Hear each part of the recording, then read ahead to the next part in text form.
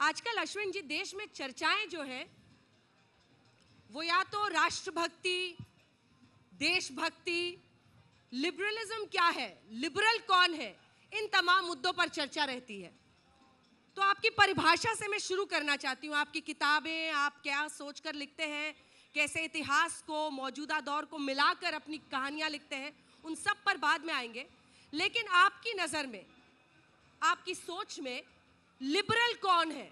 आजकल लिबरल पर चर्चा होती है, नहीं होती है? सोशल मीडिया पर चर्चा होती है या नहीं होती है? सब शांत बैठे, मोबाइल हाथ में है। तो जानना चाहेंगे ना सांगी साहब क्या सोचते हैं, तो बताइए। तो अंजना जी, मेरा मानना ये है कि अगर लिबरलिज्म की हम परिभाषा ढूंढना चाहें तो हमें बहुत दूर जाने की ज़रूरत नहीं है।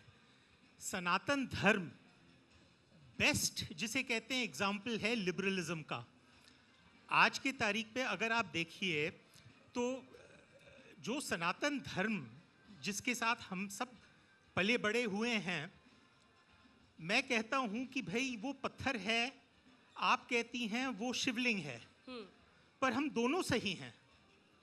हम 300 अलग अलग तरीकों से रामायण को प्रस्तुत कर सकते हैं, पर ये इसका मतलब ये नहीं हुआ कि मेरा रामायण गलत है और आपका रामायण सही है। There can be multiple truths.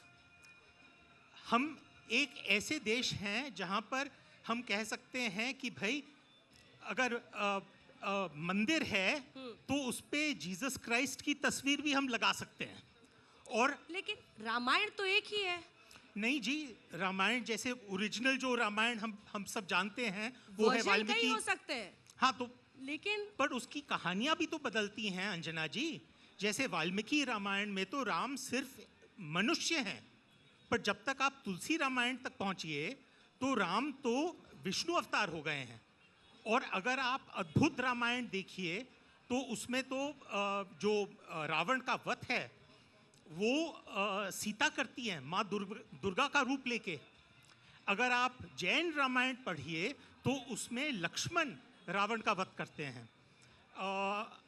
मुसलमान रामायण जो है, मुस्लिम रामायण, उसमें राम सुल्तान हैं।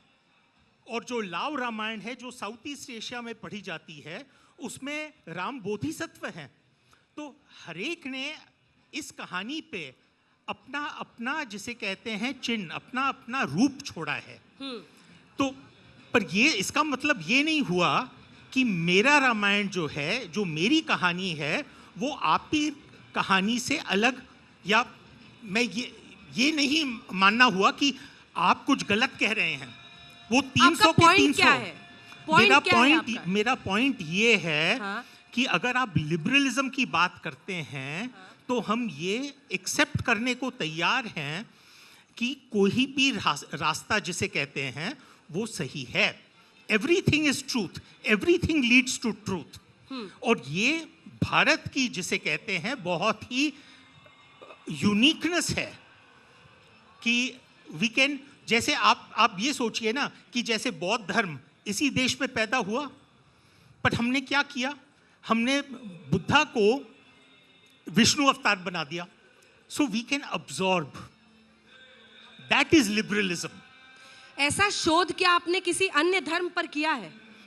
तो मेरा मानना ये है कि अगर हम विचारधाराएं देखें तो एक हो गया जिसे कहते हैं धार्मिक विचारधारा, और दूसरा हो गया एब्राहमिक। एब्राहमिक मतलब जो एब्राहम से शुरू हुआ। तो उसमें हम 3 बेसिक रिलीजन्स को मानते हैं, जुडाइज्म, क्रिश्चियनिटी और इस्लाम। अब फर्क इन दोनों में क्या है? फर्क ये है कि जो धार्मिक फेथ्स हैं वो कहते हैं कि भाई हमारी भी जो हमारा तरीका है, जो हमारा रास्ता है, वो एक नहीं है। Multiple roots can be there. पर जो एब्राहमिक फेथ्स हैं वो कहते हैं कि नहीं, एक ही गॉड है और उसको वर्शिप करने का भी तरीका एक ही है।